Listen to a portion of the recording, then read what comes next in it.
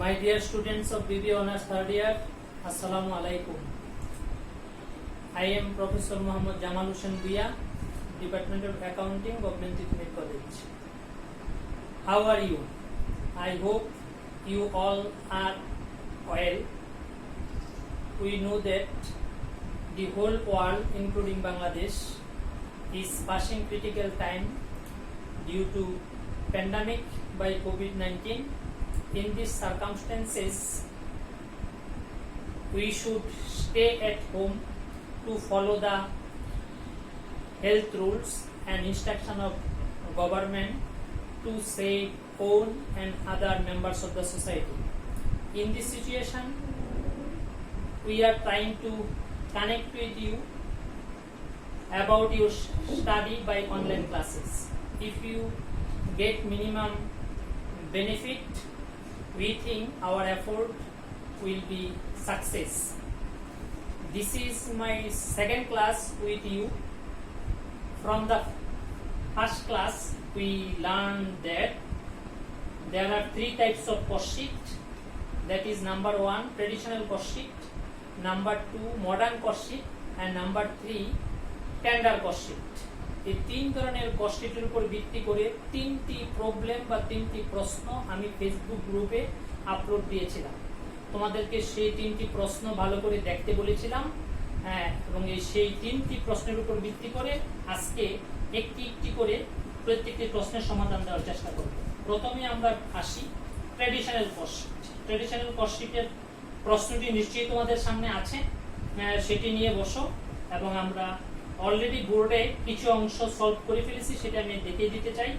যেমন আমাদের বিগিনিং বা ওপেনিং র ম্যাটেরিয়ালস ইনভেন্টরি 7,500 টাকা, এট পারচেজ অফ র ম্যাটেরিয়ালস 29,000 টাকা, যোগ করলে আমরা পাই 36,500 টাকা। এটার নাম raw materials available for use.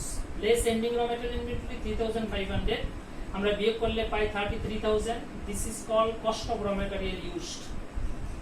Cost of raw material ইউজের সাথে আমরা যোগ করব other direct expenses, direct wages 1500 hours at the rate of টাকা 2, দ্যাট ইজ 3,000 টাকা, এন্ড ডাইরেক্ট এক্সপেন্সেস 6,500 টাকা। যোগ করলে আমরা পেয়ে যাব প্রাইম কস্ট 42,500 টাকা। আমরা প্রাইম কস্ট পেয়ে গেলাম। এবার আমি মুছে ফেলবো, উপরে লিখবো প্রাইম কস্ট।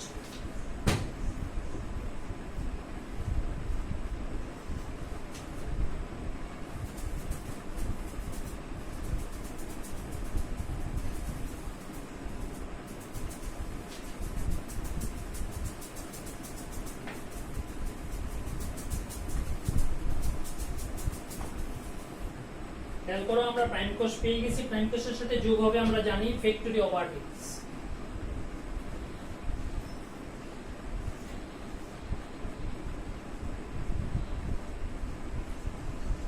ফ্যাক্টরি ওভারহেডস আমাদের প্রশ্নে কি কি দেওয়া আছে? একটা আছে ইনডাইরেক্ট লেবার।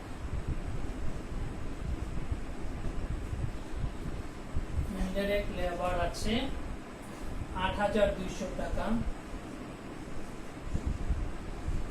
ফ্যাক্টরি সাপ্লাইজ আছে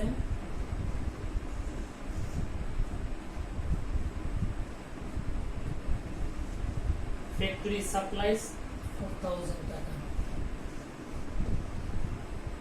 আরেকটি ওভারহেড আছে মিসসেলেনিয়াস ওয়ার্কস এক্সপেন্সেস, পরিমাণ 7,200 টাকা। এই তিনটা যোগ করে আমরা আউটার কলামে নিয়ে যাব। তিনটা যোগ করলে পাওয়া যায় 19,400 টাকা।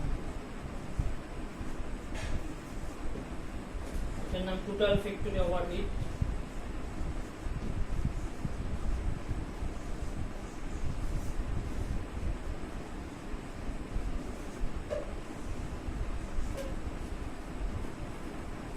যদি ফ্যাক্টরি ওভারহেড আমরা যোগ করি তাহলে আমরা পাবো 61,900।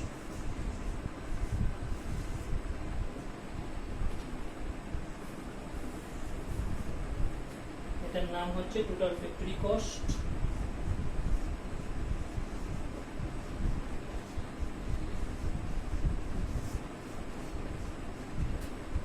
বা আমরা এটাকে বলে থাকি ওয়ার্কস কস্ট। এবার এটার সাথে সমন্বয় করব opening working process and ending working process. Opening working process add হবে, অ্যাড ওপেনিং ওয়ার্কিং প্রসেস, সংক্ষেপে WIP। ওপেনিং ওয়ার্কিং প্রসেস আছে 5300 টাকা, এটা যোগ করে নামাবো।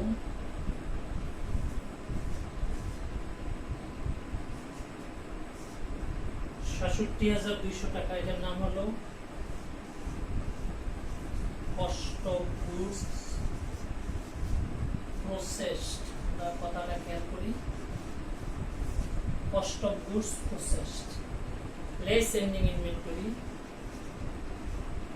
Ending work in process inventory. Work in process inventory আছে ৭,৪০০। যদি আমরা বিয়োগ করি তাহলে পেয়ে যাই ৫৯,৮০০।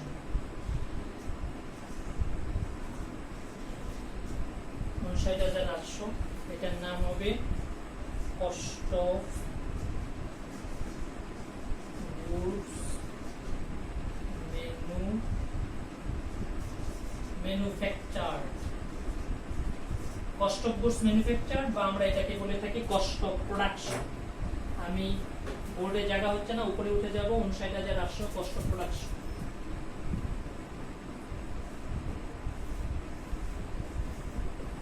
আবার মুছে ফেলবো।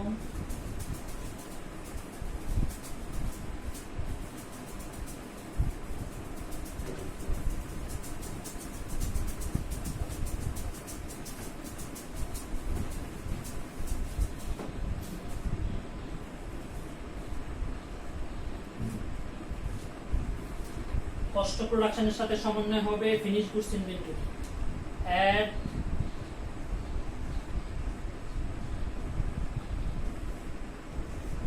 Opening finish goods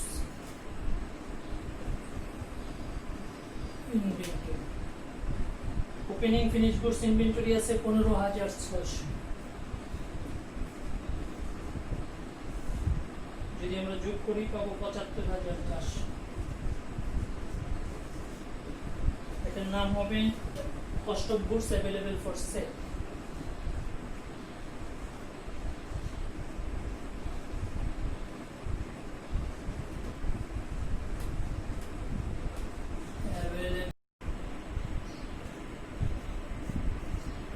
Cost of goods available for sale less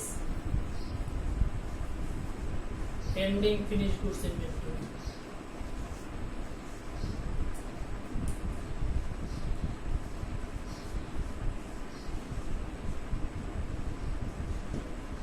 Ending finished goods inventory আছে ৪,৬০০।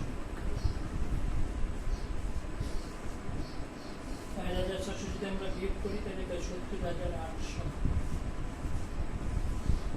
এটার নাম হচ্ছে কস্ট অফ গুডস সোল্ড।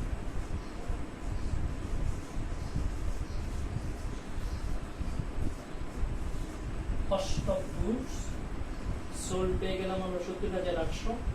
তারপরে অন্যান্য ওয়ার্ডের আমাদের যোগ করতে হবে। আমি আবার উপরে চলে যাব যাতে শেষ করে দিতে পারি। এটা ৭০,৮০০।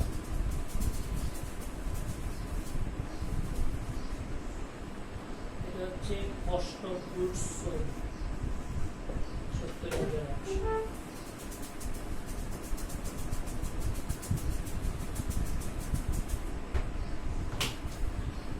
আদার ওভারহেডের মধ্যে হচ্ছে selling overhead and administration overhead. Selling expenses প্রথমে আসি আমরা।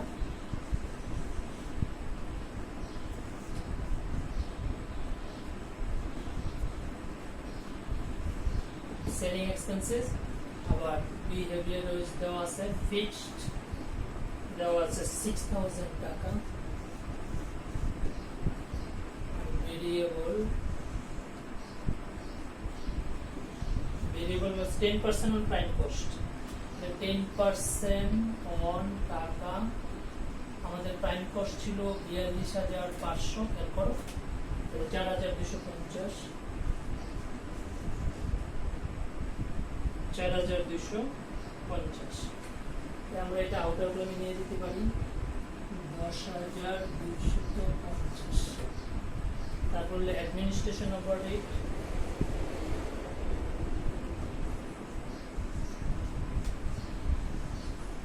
বা এক্সপেন্সেস, এটা ফিক্সড আছে এবং ভেরিয়েবল আছে। ফিক্সড 2500,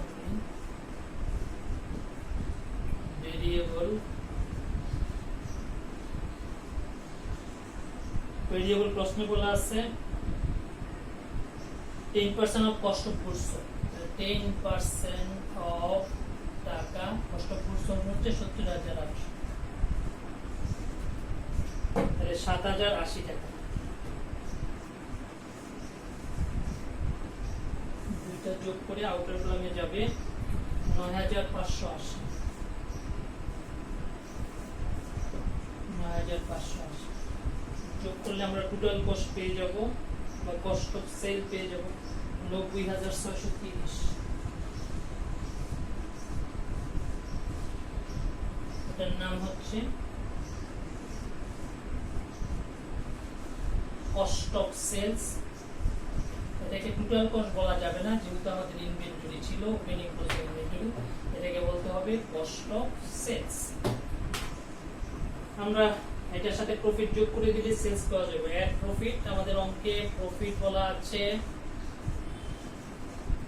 অ্যাড প্রফিট বলা আছে 15% অফ সেলস। 15% অফ সেলস হইলে সেলস থেকে 15 টাকা যদি বাদ দিয়ে তাহলে 85 টাকা কস্ট। কস্ট যদি 85 টাকা হয় তাহলে প্রফিট 15 টাকা। তাহলে কস্ট যদি 90630 টাকা হয় তাহলে প্রফিট আসবে 15993 টাকা। 15993 আমরা যদি যোগ করি তাহলে পেয়ে যাব সেলস। সেলস আসবে 1,06,623।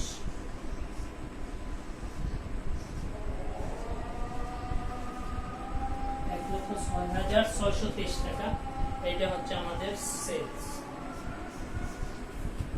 আমাদের ট্রেডিশনাল কস্ট শিটের উদাহরণ যে প্রশ্নটি আমরা দিয়েছিলাম সেটি আমরা সলভ করলাম। আমাদের ট্রেডিশনাল কস্ট শিট হয়ে গেল, প্রশ্ন অনুযায়ী উত্তর হয়ে গেল। আমরা এই প্রফিটটার দিকে একটু খেয়াল রাখবো। সেলসের উপরে 15% বলছে, তাহলে কস্টের উপরে কত? তাহলে আমরা পার্সেন্টেজও বের করে নিতে পারি, অথবা বলতে পারি 85 টাকা যদি কস্ট হয় 15 টাকা প্রফিট, তাহলে 90,630 টাকা যদি কস্ট হয় প্রফিট কত হবে? 15,993। যোগ করলে আমরা পেয়ে যাবো 1,06,623। এটি গেল আমাদের প্রথম প্রবলেমটি। আমরা এবার দ্বিতীয় প্রবলেমটিতে যেতে চাই। দ্বিতীয় প্রবলেমটি আমাদের কি ছিল? প্রশ্নটি যদি তোমরা খেয়াল করো,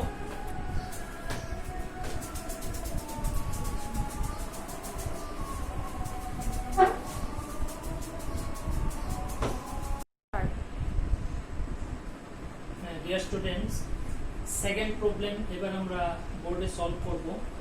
আমি অলরেডি বোর্ডে একটা অংশ উঠিয়ে ফেলেছি, তোমরা খেয়াল করো। সেকেন্ড প্রবলেমে রিকোয়ার নাম্বার এ যে ছিল, require number A problem 2, require number A এখানে লিখে দিতে চাই। Require a cost of goods sold statement, statement of EMC সংক্ষেপে আমি লিখছি প্রতিষ্ঠানের নাম, statement of cost of goods sold for the month ended June 30, 2008। Cost of goods sold statement আমরা আগের মতই ট্রেডিশনাল কস্ট শিটের মতো করব। ওপেনিং স্টক অফ র ম্যাটেরিয়ালস 2,50,000 টাকা, এট পারচেজ 20,82,500, যোগ করলে আমরা পাচ্ছি 23,32,500। এটার নাম লেখা যেতে পারে cost of material available for use, less ending raw materials inventory 1,50,000 টাকা, বিয়োগ করলে আমরা পেয়ে যাব cost of raw material use বা cost of raw material consume 21,82,500। Other direct কস্টের মধ্যে আছে ডাইরেক্ট লেবার, 20,50,000 টাকা, যোগ করলে আমরা পেয়ে যাই 42,32,500 টাকা প্রাইম কস্ট। প্রাইম কস্ট হচ্ছে যোগ হবে ফ্যাক্টরি ওভারহেড, 8,76,300 প্রশ্নে দেওয়া আছে। আমরা যোগ করলে পেয়ে যাই 51,08,800, এটার নাম হলো কস্ট অফ গুডস ম্যানুফ্যাকচার। আরেকটি অংশ বাকি আছে, আমি উপরে উঠবো, বোর্ড মুছে ফেলবো। 51,08,800 হচ্ছে কস্ট অফ গুডস ম্যানুফ্যাকচার, 51,08,800। দিব এটা, যেহেতু বোর্ডে আমার জায়গা হচ্ছে না জন্য আমি উপরে উঠে যাচ্ছি, তোমরা খেয়াল করো। আমরা এটা পাইলাম কস্ট অফ গুডস ম্যানুফ্যাকচার বা কস্ট অফ প্রোডাকশন, কিন্তু আমরা যাব কস্ট অফ গুডস সোল্ড পর্যন্ত। তাহলে এটার সাথে কি অ্যাডজাস্ট করতে হবে? এটার সাথে অ্যাডজাস্ট করতে হবে opening finish goods and closing finish goods. তো অ্যাড ওপেনিং ফিনিশ গুডস,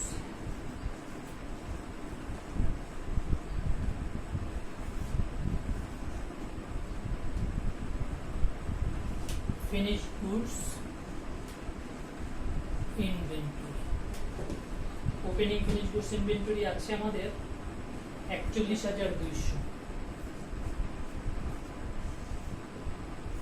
আমরা যদি যোগ করি তাহলে পাবো 51,50,000।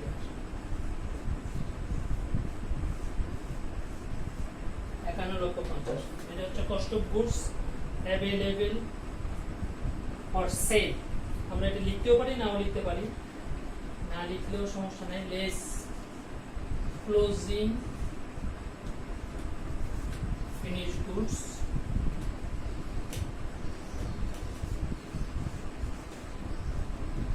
এটা খুব important. Closing finish goods inventory কত?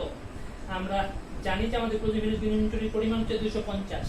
তাহলে কস্ট অফ প্রোডাকশনকে যদি আমরা কস্ট অফ প্রোডাকশন ইউনিট দিয়ে ভাগ করি তাহলে কস্ট পার ইউনিট পাবো। কস্ট পার ইউনিটকে গুণ করলে আমরা ক্লোজিং ইউনিটকে গুণ করলে কস্ট পার ইউনিট দিয়ে আমরা পেয়ে যাব ক্লোজিং ফিনিশ গুডস ইনভেন্টরি। আসলে আমাদের ক্লোজিং ফিনিশ গুডস ইনভেন্টরি আছে 250 ইউনিট আর কস্ট পার ইউনিট হচ্ছে 824 টাকা। আমরা এটা রিকোয়ার নাম্বার বি তে পেয়ে যাব।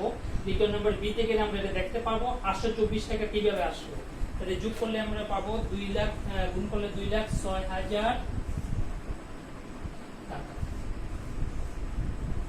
এইবার আমরা যদি ক্লোজিং ফিনিশ গুডস বিয়োগ করি তাহলে আমরা পেয়ে যাব কস্ট অফ গুডস 49,44,000 টাকা।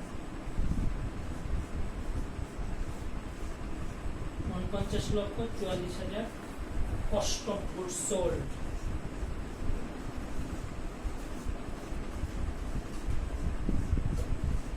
কস্ট অফ গুডস এটা ছিল আমাদের require number A. Require number A আমাদের শেষ হলো, কস্ট অফ গুডস সোল্ড আমরা পেয়ে গেছি। এবার আমরা যাব রিকোয়ার নাম্বার বি তে। রিকোয়ার নাম্বার বি তে আমাদের কাছে চাওয়া হয়েছিল নাম্বার অফ ইউনিটস ম্যানুফ্যাকচার। এইভাবে কিভাবে পাওয়া যায় আমরা দেখি।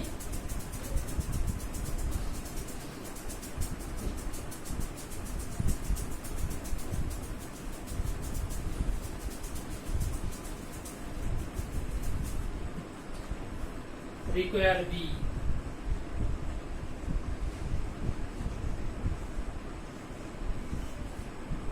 require number of units manufactured আমাদের কাছে জানতে ছিল number of units manufactured অর্থাৎ এই সময়ে কত একক পণ্য উৎপাদন হয়েছিল। কিভাবে পেতে পারি আমরা? প্রথমে আমরা সেলস নিয়ে আসি। সেলস আমাদের দেওয়া আছে sales units 6,000 units. Closing finish goods unit দেওয়া আছে, and closing finished units 250। Total unit ছিল 6,250। এর মধ্যে ওপেনিং ছিল less. Opening finish goods inventory ছিল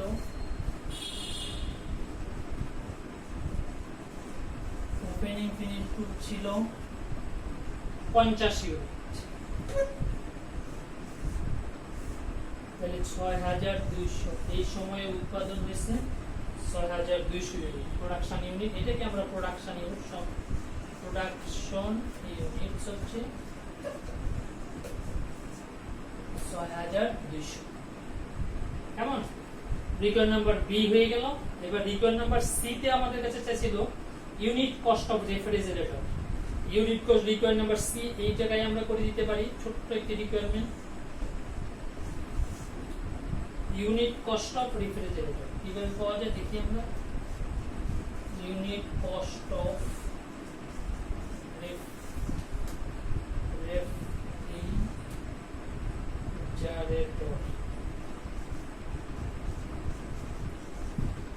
রেফ্রিজারেটর। ইউনিট কস্ট আমরা পাবো সমান সমান আমাদের কস্ট অফ গুডস ম্যানুফ্যাকচার ছিল 51,08,800, 51,08,800, আর আমরা প্রোডাকশন ইউনিট বের করছি 6,200। তাহলে 6,200 দিয়ে যদি ভাগ করি তাই পেয়ে যাবো কস্ট পার ইউনিট সমান সমান টাকা 824। 824 টাকা দিয়েই আমরা ক্লোজিং ইউনিট 250 কে গুণ করেছিলাম, গুণ করে আমরা পেয়েছিলাম ক্লোজিং ফিনিশ গুডস ইউনিটের দাম 2,06,000 টাকা। এই 824 টাকা আমরা এখান থেকেই পেয়েছি। এই রিকোয়ার নাম্বার এ গেল, রিকোয়ার নাম্বার বি গেল, রিকোয়ার নাম্বার সি গেল। এবার আমরা আসতে চাই রিকোয়ার নাম্বার ডি, যেখানে ইনকাম স্টেটমেন্ট করে দেখাতে বলা হয়েছে। রিকোয়ার নাম্বার ডি তে আমরা যাব। এখন আমি বোর্ড মুছে ফেললাম। এবার আসো রিকোয়ার ডি।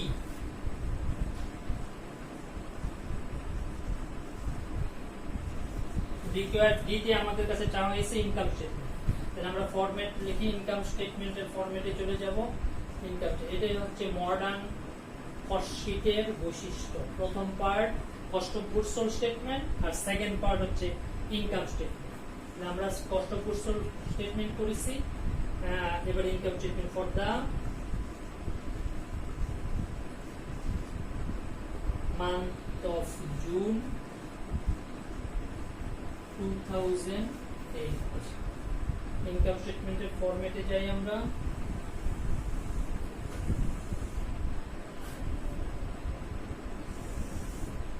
টাকার ফিগারগুলো একটু বড়।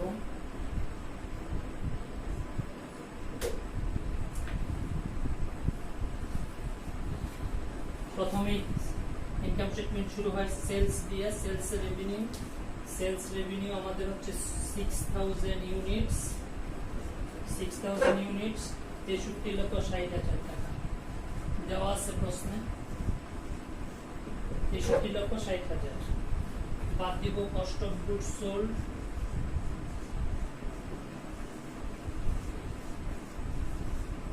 আমরা স্টেটমেন্ট এ তে কস্ট অফ গুডস সোল্ড বের করে রাখছি 49,44,000। এখান থেকে নিয়ে আসলাম, বিয়োগ করলে আমরা পেয়ে যাব গ্রস প্রফিট 14,16,000। এর নাম কি? Gross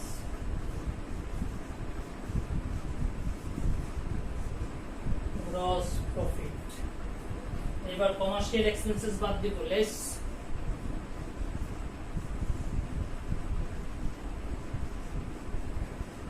commercial expenses. জানি কমার্শিয়াল এক্সপেন্সেস আবার দুই প্রকার, সেলিং আর অ্যাডমিনিস্ট্রেশন। সেলিং কত? সেলিং এক্সপেন্সেস আছে দেওয়া আছে অঙ্কে 4,28,000।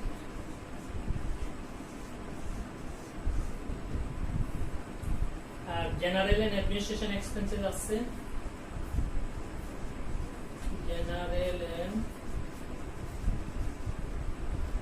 অ্যাডমিনিস্ট্রেশন এক্সপেন্সেস দেওয়া আছে 4,96,000।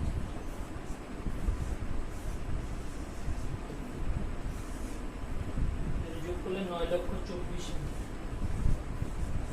Total commercial expenses. আমরা যদি এক্সপেন্সেস বাদ দিই গ্রস প্রফিট থেকে, তাহলে নেট প্রফিট পেয়ে যাব 4,92,000। 4,92,000 নেট প্রফিট।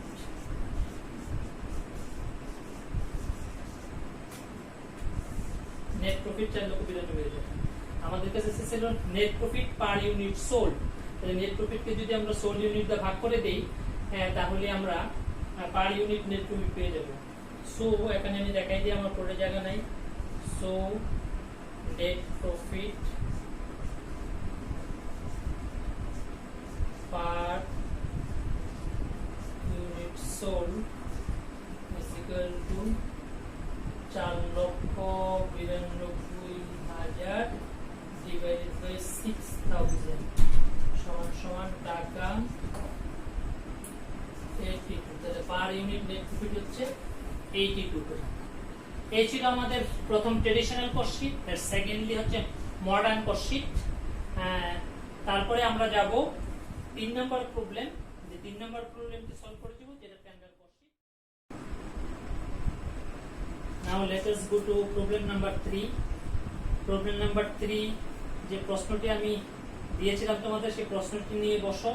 প্রশ্নের মধ্যে আমরা দেখলাম যে প্রশ্নে চাওয়া হয়েছে what price should be quoted for the new job in order to earn the same margin of profit on the sales price. তাহলে যে নতুন একটি জব অ্যাভেলেবেল আছে সেই জবের প্রাইস নির্ণয় করে দিতে হবে। সেটার প্রাইস যদি আমরা নির্ণয় করতে চাই তাহলে প্রথমে জব 90 যেটা অরিজিনাল জব তার কস্টশিট আগে প্রস্তুত করতে হবে। তার কস্টশিটের উপর ভিত্তি করে কিছু পার্সেন্টেজ আমাদেরকে বের করে নিতে হবে। তারপরে আমরা নতুন জবের প্রাইস আমরা নির্ণয় করতে পারবো। তাহলে প্রথমে আমাদের এটাকে ওয়ার্কিংস নাম্বার 1 বলতে পারি আমরা। ওয়ার্কিংস নাম্বার 1 জব নাম্বার 90 কস্টশিট আমি বোর্ডে উঠিয়ে রেখেছি, তোমরা একটু খেয়াল করো। জব নাম্বার 90 কস্টশিট দেওয়া আছে ডাইরেক্ট ম্যাটেরিয়াল 24,000 টাকা, ডাইরেক্ট লেবার 30,000 টাকা, যোগ করলে আমরা পাই প্রাইম কস্ট 54,000 টাকা। তারপরে আমরা ফ্যাক্টরি ওভারহেড যোগ করব, ফ্যাক্টরি ওভারহেড 20,000 টাকা, যোগ করলে ওয়ার্কস কস্ট আমরা পেয়েছি 74,000 টাকা। তারপরে অ্যাডমিনিস্ট্রেশন এক্সপেন্সেস দেওয়া আছে অঙ্কে 7,400, সেলিং এক্সপেন্সেস 3,700। এই দুটো ওভারহেড যোগ করলে আমরা পেয়ে যাব টোটাল কস্ট 85,100 টাকা। এই অঙ্কে আমরা এটাকে টোটাল কস্ট বলতে পারি, যেহেতু আমাদের ইনভেন্টরি ছিল না, ওয়ার্ক ইন প্রসেস ইনভেন্টরি ছিল না, ফিনিশ গুডস ইনভেন্টরি ছিল না, এই জন্য এটাকে টোটাল কস্ট বলা যাবে। তারপরে আমাদেরকে সেলস দেওয়া আছে, প্রফিট দেওয়া নাই। তাহলে সেলস যদি আমরা আগে বসাই দেই 1,06,375 সেলস দেওয়া আছে, তাহলে সেলস থেকে টোটাল কস্ট বাদ দিলে আমরা প্রফিট পেয়ে যাব 21,275। তাহলে আমাদের প্রথম ওয়ার্কিংস হয়ে গেল। এটার উপর ভিত্তি করে আরো কিছু ওয়ার্কিংস আমাদেরকে করে নিতে হবে আমরা যদি নতুন জবের সেলস প্রাইস নির্ণয় করতে চাই। তাহলে এবার ওয়ার্কিংস নাম্বার 2 তে যাব আমি। এটা মুছে ফেলি।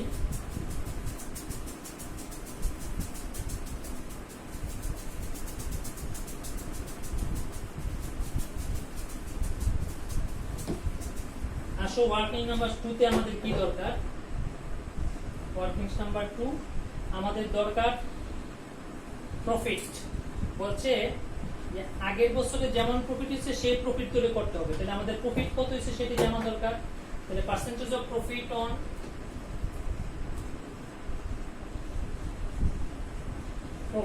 অন সেলস কত সমান সমান আমরা দেখলাম সেলস ছিল 1,06,375, প্রফিট ছিল 21,275 ইনটু 100। তাহলে প্রফিট পার্সেন্টেজ হচ্ছে 20%। খেয়াল রাখতে হবে অন সেলস। এবার ওয়ার্কিংস নাম্বার 3 ফ্যাক্টরি ওভারহেড ধরার জন্য ফ্যাক্টরি ওভারহেড একটি পার্সেন্টেজ আমাদের দরকার। ফ্যাক্টরি ওভারহেডের পার্সেন্টেজ কার উপরে ধরবো? আমাদেরকে অঙ্কে বলে দিচ্ছে যে factory overhead is charged as percentage of wages. তাহলে ওয়েজেস এর উপরে ধরতে হবে। আর administration selling expenses as percentage of work cost. তাহলে ফ্যাক্টরি ওভারহেডের পার্সেন্টেজ ডাইরেক্ট ওয়েজেস এর উপরে, অ্যাডমিনিস্ট্রেশন সেলিং এক্সপেন্সেস এর পার্সেন্টেজ ওয়ার্ক কস্টের উপরে ক্যালকুলেশন করে নিতে হবে। তাহলে 3 নম্বরে আমরা percentage of factory overhead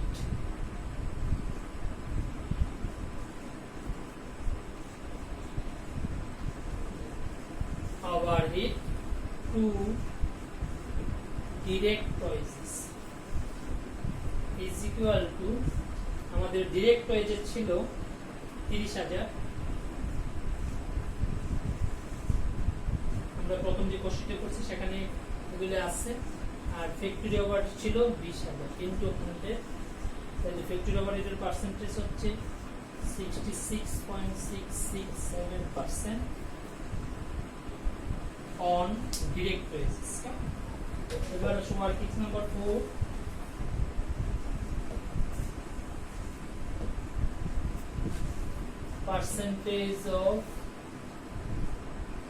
percentage of administration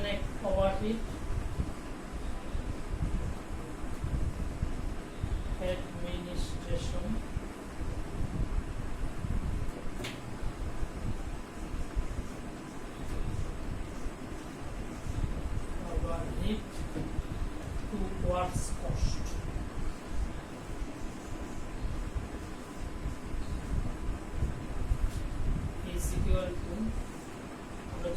job number 90 কস্টের দিকে, তাহলে ওয়ার্ক কস্ট আছে 1,10,000, ওয়ার্ক কস্ট আছে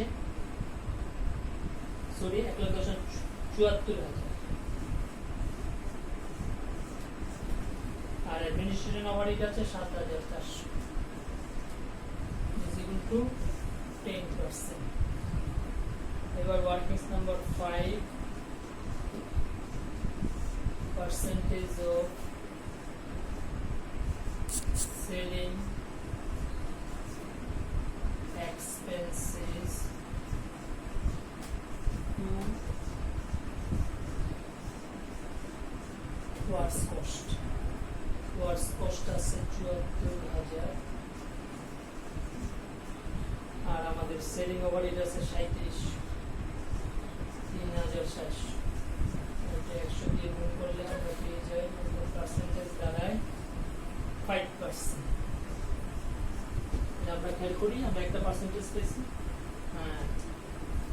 20% প্রফিট অন সেলস, 66.67% হচ্ছে fixed overhead to direct wages, 10% administration overhead to works cost, আর 5% selling overhead to work cost.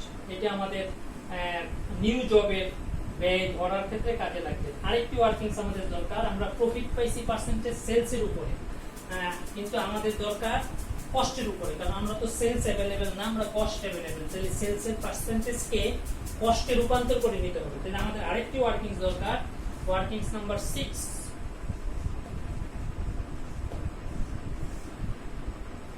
Percentage of profit on cost. এইটার উপর ভিত্তি করে 20% অন সেলসের উপর ভিত্তি করে আমরা এটা বের করতে চাই। কিভাবে বের করতে যাবো? সেলস থেকে যদি 20% বাদ দিই তাহলে আমরা কস্ট হবে 80 টাকা। তাহলে 80 টাকায় 20 টাকা প্রফিট, 100 টাকায় প্রফিট, তাহলে 25% অন কস্ট। আমরা 6টি ওয়ার্কিংস করে 6টি তথ্য পেয়ে গেলাম। এবার আমরা টেন্ডার কস্ট শীট, যেটাকে আবার নিউ জবের সেলিং প্রাইস বের করব, তাহলে আমাদেরকে টেন্ডার কস্ট শীট করতে হবে। এটাই আমাদের অঙ্কের রিকোয়ারমেন্ট। তাহলে আমরা এবার যাব টেন্ডার কস্ট শীটে, আমরা হেডিং দিব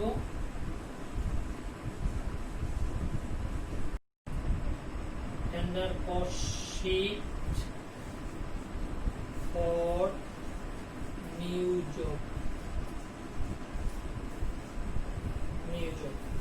আমাদেরকে নিউ জবের জন্য ডিরেক্ট ম্যাটেরিয়াল কত দেওয়া আছে,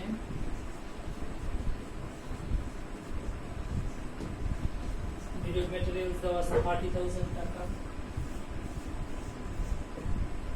ডিরেক্ট ওয়েজেস দেওয়া আছে 48,000 টাকা। আমরা যদি যোগ করি তাহলে পাবো 78,000 টাকা প্রাইম কস্ট।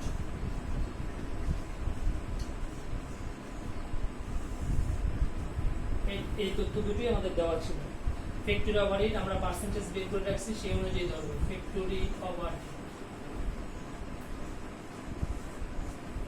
ফ্যাক্টরি ওভারহেড আমাদের পার্সেন্টেজ হচ্ছে 66.67% অন টাকা।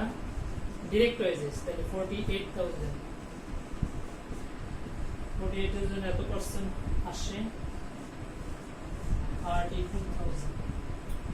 এটা আমরা যোগ করলে পাবো 1,10,000।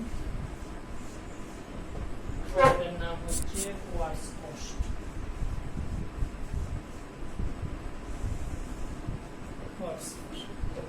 এবার আমরা দেখব selling expenses.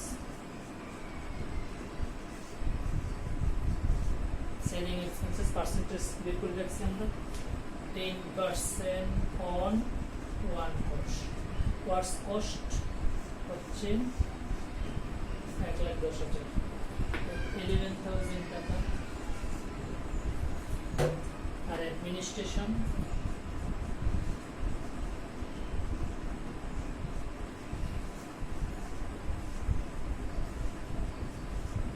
expenses 5% on work cost, 5% on টাকা 1,10,000, তাহলে আসবে 5,500।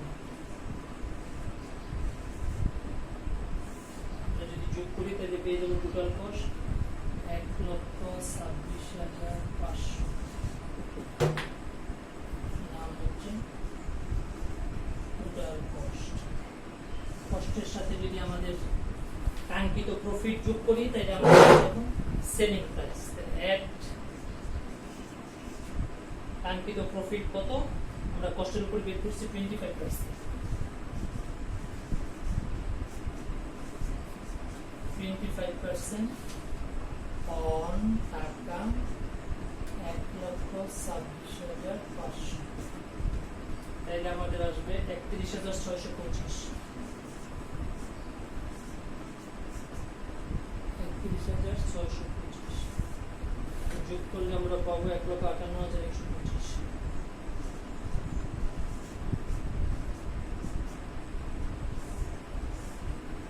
এটার নাম হচ্ছে আমাদের সেলস নয়, এটার নাম হবে সেলিং প্রাইস। স্ট্যান্ডার্ড প্রাইস বা কোটেড প্রাইস, স্ট্যান্ডার্ড প্রাইস বা কোটেড প্রাইস বা সেলিং প্রাইস তাহলে আমরা 1,58,125 টাকা, অর্থাৎ এই জবের অর্ডারটি পেলে আমরা 1,58,125 টাকা সেলস রেভিনিউ করতে পারবো, যা 25% অন কস্ট প্রফিটের ভিত্তিতে। আমাদের তিন ধরনের কস্ট শিটের উপর তিনটা প্রবলেমই আমরা সলিউশন করলাম। কস্ট শিট নিয়ে আমরা কোনো কথা বলবো না, আমরা আগামী ক্লাসে নতুন চ্যাপ্টার নিয়ে কথা বলবো ইনশাল্লাহ। তোমরা সবাই ভালো থাকো, ঘরে থাকো, প্রয়োজন ছাড়া ঘরের বাইরে হবে না, নিজেকে বাঁচাও এবং সমাজকে বাঁচাও, এটা আমাদের নৈতিক দায়িত্ব। Thank you all.